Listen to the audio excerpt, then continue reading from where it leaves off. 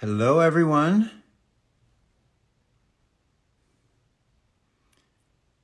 Good morning.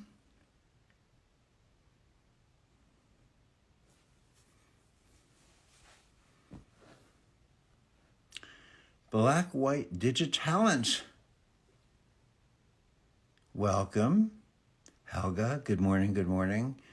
For those of you in California, where I am right now, in the, what area would I call this? Fryman Canyon area of Los Angeles, Sherman Oaks. It's a wonderful morning, a bit of a chill, bit of a sweater. But it's a great morning here. I see Frank, I see Yali Olga, I see Miligup from Montenegro. Let us know where you're contacting us from. Let us know where you're from. Hello, hello, hello. It is about 7:45-ish in the morning in California, 9:45-ish in the morning in Chicago, 10:45-ish in the morning in New York. I'm not sure what time it is where you are, but you are, and that's good. And so I see some of you requesting to be in the conversation. Maybe we'll start a little bit of a conversation before we begin to see everyone. I see Shima. I see Reconnect to Abundance. Hello from Greece. Hello. And hello. Hello. Oh, I see someone I accepted. Who is this? I see your ceiling and upper walls. Are you there? Hello? Oh, you're coming and going in your connection.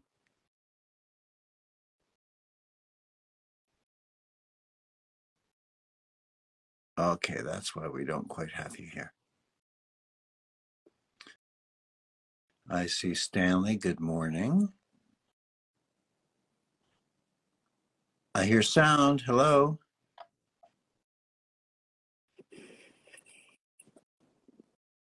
Well, I see Deborah Camp is here. Yeah. Sally didn't stay connected for long. Okay. Hi from Paris. Good morning. So we came out from freezing sub-zero degrees in California, and now in Chicago, and now it feels actually um, even a little bit cool here, although it's much warmer. It's more like 60 degrees or something. So great to see everyone. And if you want to try and chat, click in to the request group. There's a request to join, and we can chat there a little bit if you'd like to. We spoke about some interesting concepts last week. And today, what I would love to do is just take the next 4 or 5 minutes and just breathe, listen to yourself, observe yourself. Who is the I? That is an observation. So breathe. Just breathe. Breathe normally. If you're remembering a way that someone told you it's best to breathe, just don't breathe that way. Let your inner knowingness, the instinct, the gut, your body, your intelligence, your innate intelligence, guide your breathing as if you had never heard of any way that you're supposed to do it. And you'll discover that your knowingness knows.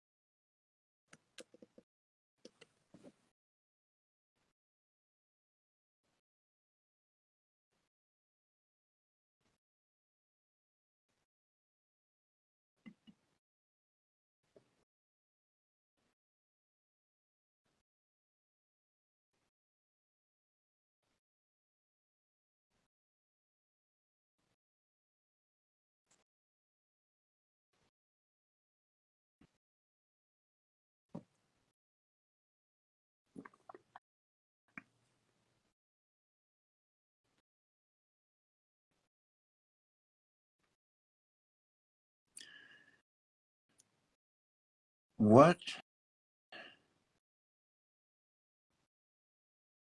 are you aware of in this space of being, which, as we talked about last week, is not a space because there are no borders, boundaries, limitations, beginnings, or endings. And you are awareness itself. So, what you are aware of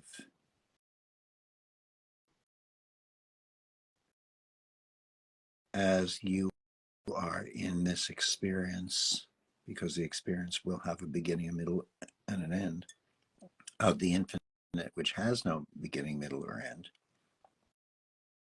What are you aware of? It's you, which is love, which is God, which is being itself. Excuse me. So,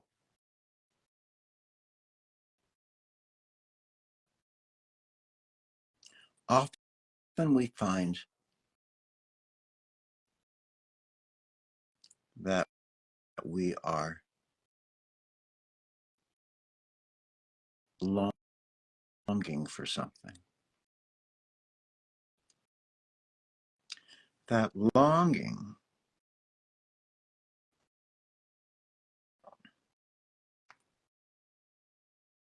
is the denial of the infinite. The infinite that you are. Longing for something is saying that something is absent. When nothing is absent, we've just sort of temporarily turned away from our recognition of that which is.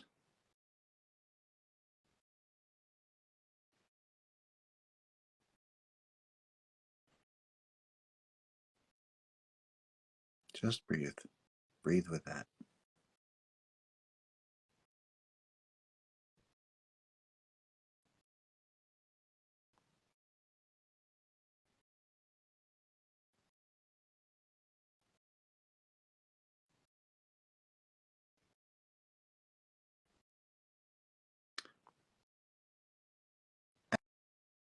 As we follow that concept, that understanding, that recognition, because it's not just a philosophy or a concept, it's a recognition.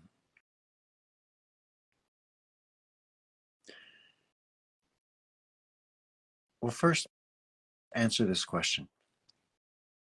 Do you sometimes long for God?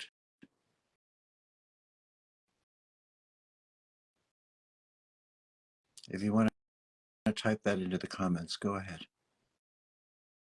Do you sometimes long for God? Let me see what some of you say.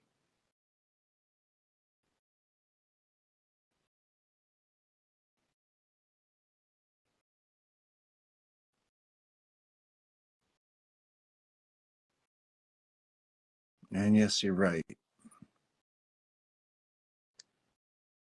Shama.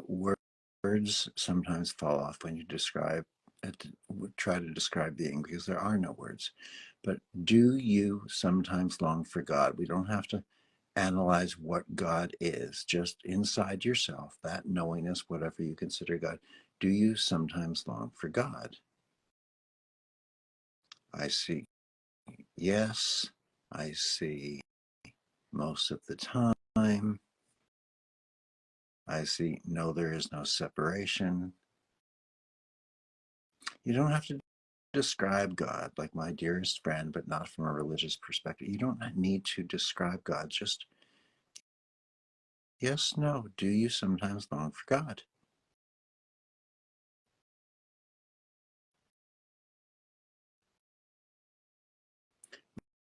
Remembering to last says, beautiful. Really just think we've turned away because God is here, there, and everywhere. Yes, I have longing. So what is longing? Longing is not recognize. Longing is not recognition. Longing is not recognizing that God is infinite by whatever word you want. Call it love. Love is infinite. Call it being. Being is infinite. Give it names from religions. Allah, God, Mother, Father, Creator, or let all the names dissolve to beingness. Be in the recognition of what we're talking about. Let us not get stuck on the semantic of by which name we want to call it. So I'm using the word God here. Fill in with your own word. Let's not get into discussions about I don't call it God. It doesn't matter. In the recognition, the knowingness of whatever word you use, do you sometimes long for that infinite being by whatever name? And I see a lot of yeses. But our longing for God by whatever name is us denying that God is everyone, everywhere, everything, always, here, now.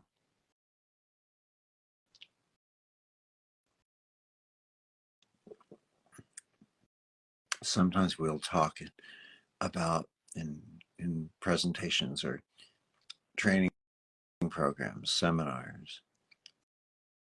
I'll ask the room, how many of you, or raise your hand, I'll say to people, if you believe we can let go of all superstitions, but we should call God into the healing session. And when the hands go up, I'll say, okay, now how many of you believe that God is everywhere? The same hands go up. So if you believe that God is everywhere and you call God into a healing session, then where are you calling God in from? The airport? God is already present. So when we long for God, we are simply in our own non-recognition that God, by whatever name, is everywhere, everything, in everyone.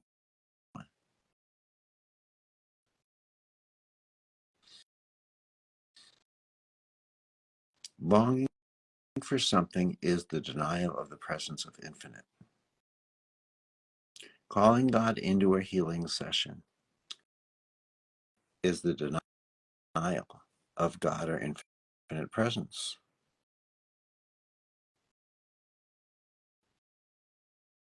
Breathe with that. Just breathe. Be.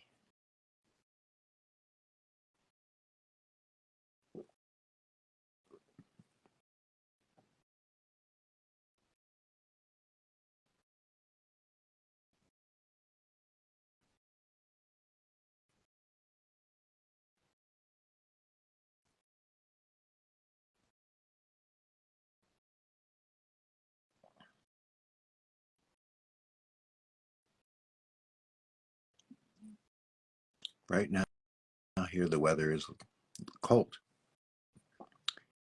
It's cloudy, it's gray, it's dark. It's not sunny California as you think of. Some people might say it's gloomy weather, it's a gloomy day.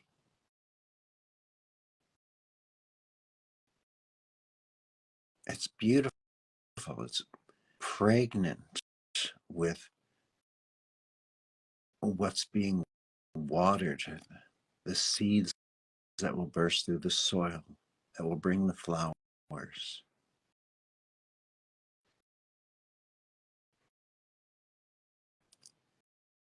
Longing for a beautiful, bright, flowery day is the denial of the presence of that which is. It is intention that it appears a certain way in a certain time. It looks like something, it feels like something. Our intentions limit us from infinite awareness potential. We talked about this a little bit last week. When we have an intention of specificity for an outcome, for a healing. We deny the infinite beauty of that which is because it doesn't match that moment's thought or intention of our mind. When a group of us get together and intend a specific kind of healing, instead of allowing for infinite intelligence to present the perfection of it and allow us to recognize and receive that, we instead entice a group of people to focus on a limited perspective.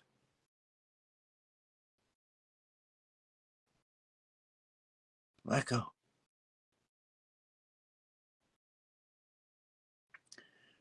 Recognize God, love, and infinite healing in everyone and everything. We impose a perception of separation, division, otherness, good and bad, with intention. It says we want this result, and every other result is, the nicest way I could put it is, insufficient. Let go. Find the beauty. It's there for the recognizing.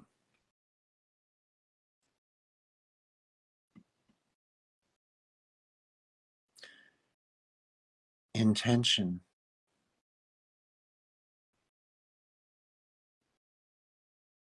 feels good. To what part of us? To the personality. Another word for the personality is ego. Yes, remembering to laugh says intention. IN dash or hyphen tension. Yeah, very good.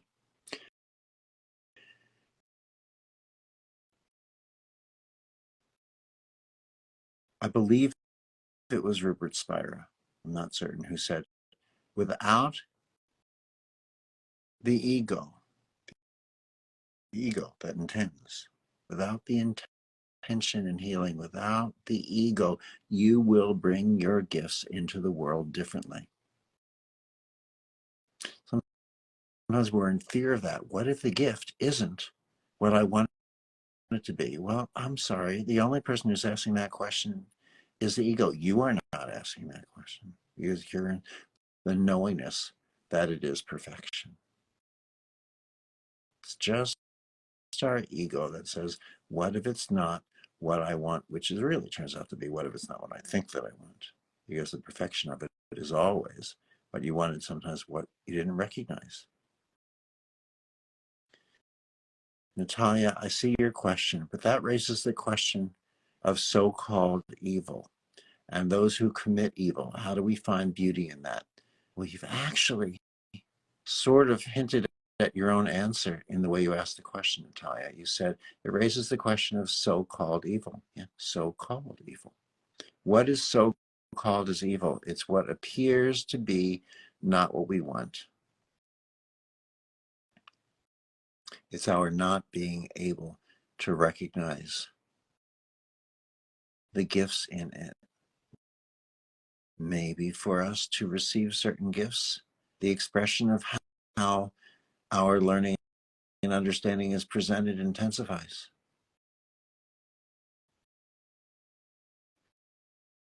We can, should we allow ourselves, find the beauty and perfection in everything, even though it may go against the limitations of our minds and our personality and how we perceive it.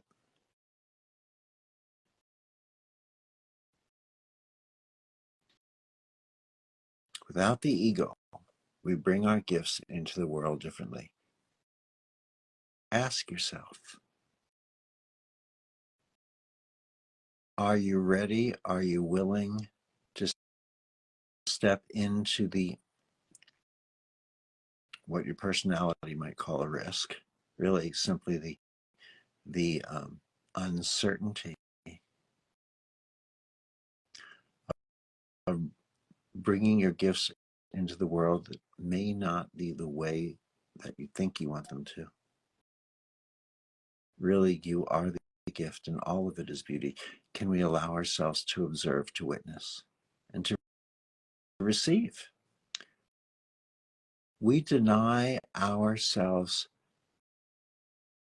the receiving of that which is all the time, because other people who have been in fear tell us that what we receive needs to come in a certain package. We start asking questions like, what is the source of this gift? Instead of, do I know enough to be able to make a decision of judging, is a source good or bad? Well, other people have been saying that this is the only source and that is the only source for thousands of years. Okay, so now for thousands of years, do people know enough to make that assessment, or have they banded together out of fear, sometimes disguised as love, to say, this is right and this is wrong. This is the way it should be. This is not the way it should be. This is the right wrapping paper for this gift, and this is not. Love.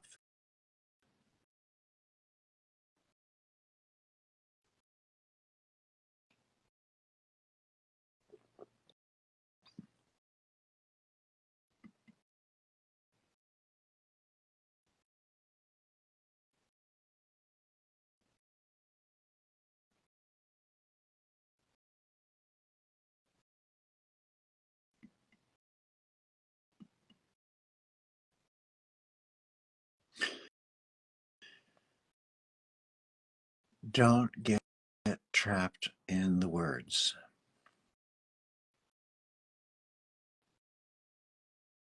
It's nice to try to be as accurate as possible.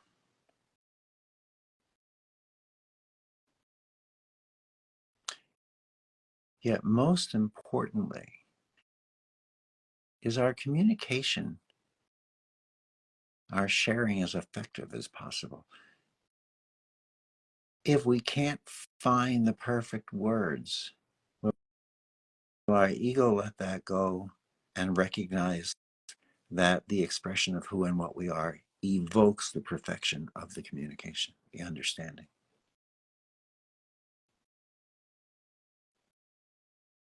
I can't find the perfect words to express this, but do you touch it?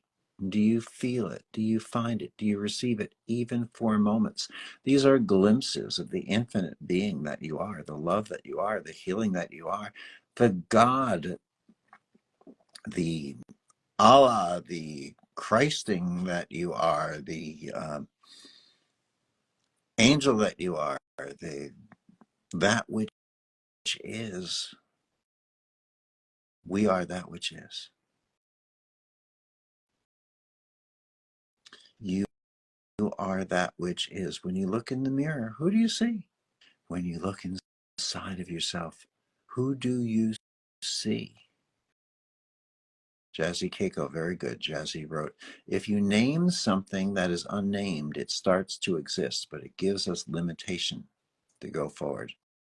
Absolutely. A name becomes a box.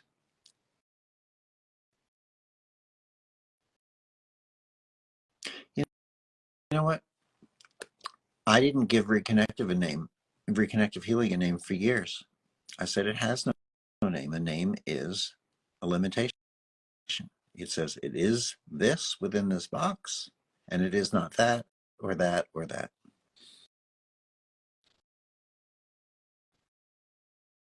And I still agree with that, because there are two things we don't know about infinite healing.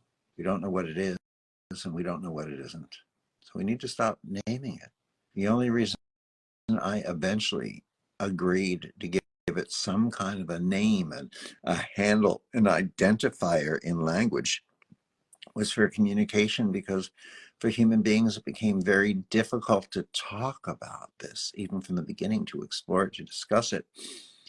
And everyone started giving it names anyway, different names, names that didn't allow for it to be infinite. Names such as Eric Pearl Healing and Natural Healing. Everyone thought my name should be attached to it somehow. A name is a box. Let it go. Reconnective healing is as little of a box as possible as we could come up with, because it's the reconnection of all healing. When we allow all the boxes to dissolve, all the healing comes together. It's the reconnection, but what is the only thing that's really being reconnected? Tell me, what is the only thing that's really being reconnected?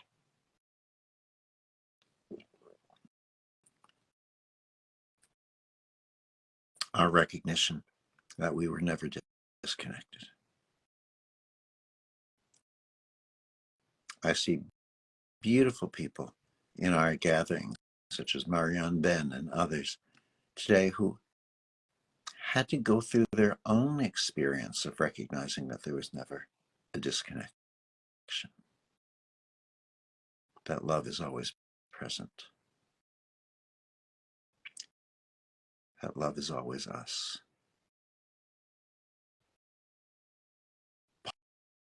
Pause with this. Breathe with this. If we've heard it expressed a certain way, unless it's particularly unusual and impactful, find new words.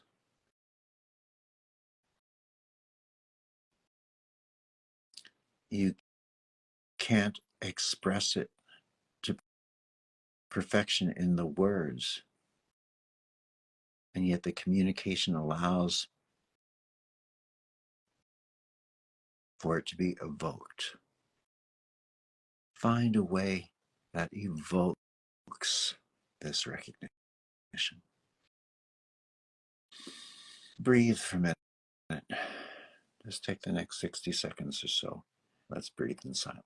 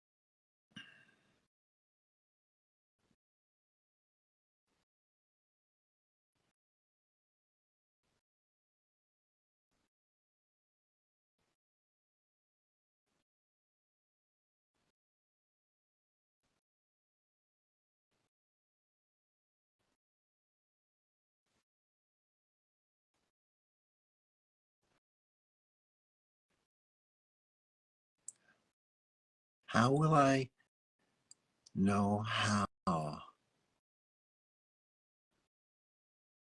How can I find out how? How can I understand how if you don't tell me how, teach me how, show me how?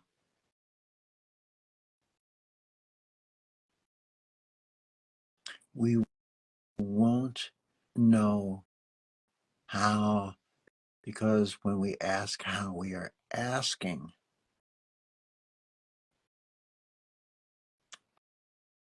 I don't want to say the wrong question, but we're asking a question that is not leading us to where we think we want to be led. The answer is not in the how. When you say you don't know how, you're already in the process. When you say you don't know where to start, you have already started. In um, in Jillian's and my most recent book, The Direct Path to Healing, that's one of the key quotes we open with. When you don't know where to start, you've already begun.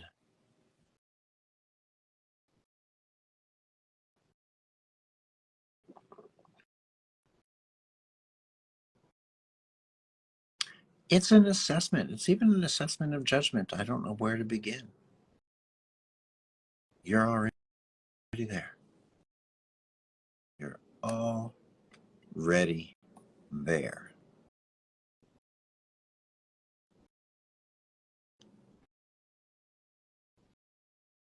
Because you are. I am. I am is the presence that you already are. I am tends to be accompanied by an experience. I am cold. I am depressed. I am not feeling happy today because the skies are gray and because I'm not allowing myself to recognize that above the gray skies, the clouds, the sky is blue, the water is building, it will water the land and flowers will grow here tomorrow. Our everyday life experiences color, obscure the infinite of I am. Our everyday life experiences blocks from our seeing, our recognition,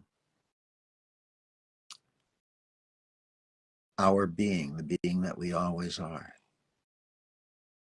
I am sad, we feel sad. I am empty or depressed, we feel empty or depressed. I am angry, I am anxious, and we cloud our being with anger or anxiety. Come back. I am. Our personality, our ego is a little in fear of this because we're not able to control I am. We can't put it in a box, a label, give it a name. You can't name the healing. We can't name the experience. If we just say I am. And we're in fear that the infinite knowingness, infinite being is not beauty, won't be the beauty. It may not be the beauty that our thinking mind can come up with because our thinking cerebral mind is limited. It's the love and the beauty and the perfection that we may have yet to discover, to experience.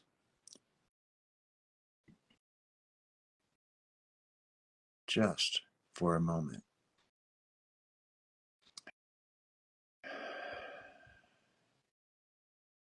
Breathe and say to yourself, I am.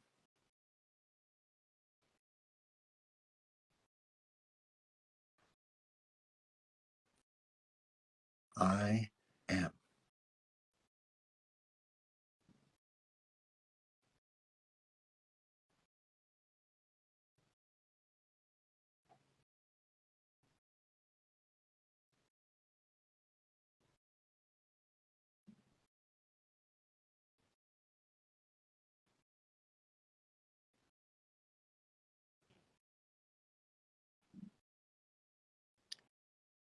In everyday life, our experiences obscure being. When we say I am, just I am.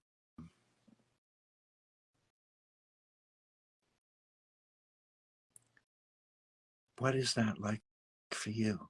Breathe. I am.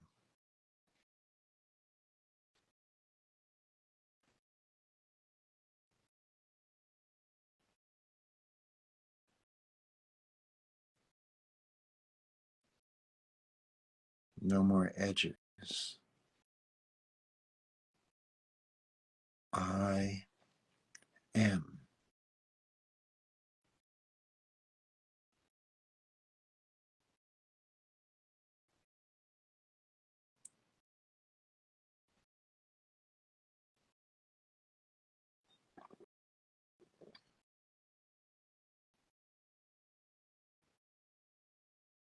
There you are.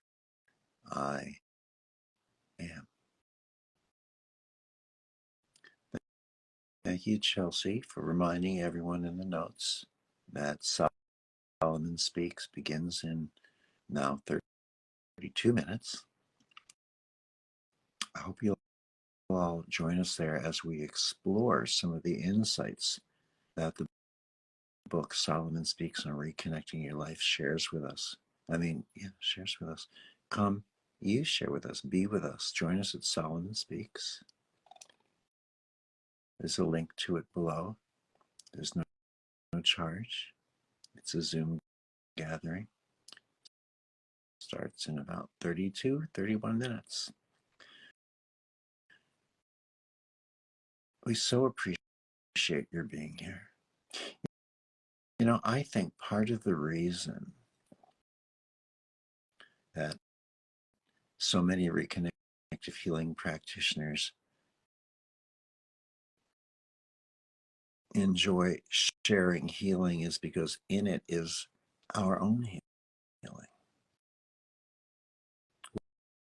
Wherever Jillian and I are in the world, you know, in our calendar, we always leave space open to facilitate distance reconnective healings because it allows us to be immersed in healing for ourselves. And so many reconnective healing foundational practitioners.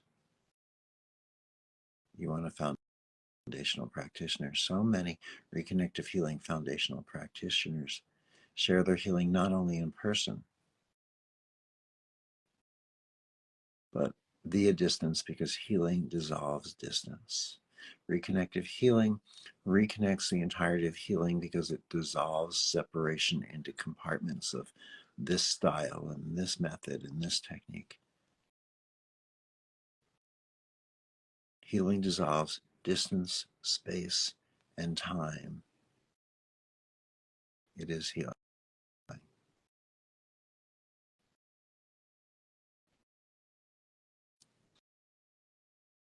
Healing has no judgment.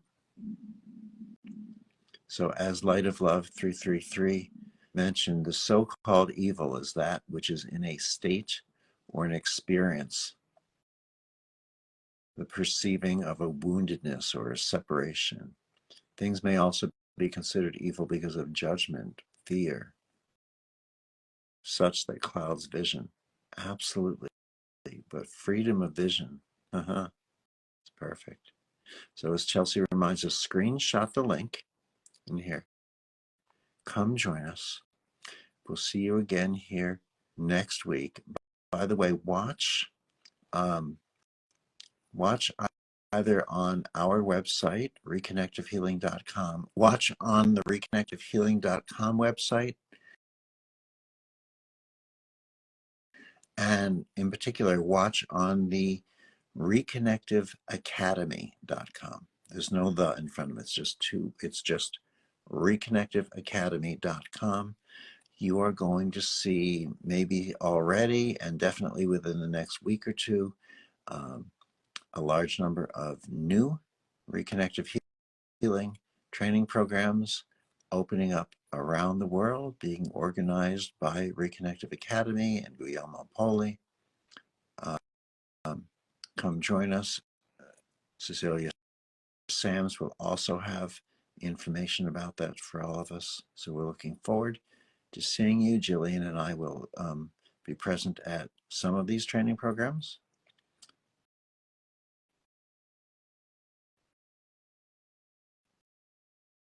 They are love. You are love. I don't mean to sound like the Beatles here, although something worse could come about, but because it won't. Love is all there is. All right, everyone. See you next week. And I'll see a lot of you in about 27, 28 minutes. And Solomon Speaks, the Reconnective Academy. If you just go onto the Reconnection website, you can scroll down to the bottom. You'll see RLC, Reconnective Life Community. I believe there's a link there. You can sign up. Chelsea already listed it here. See you all soon. Lots of love. Bye for now.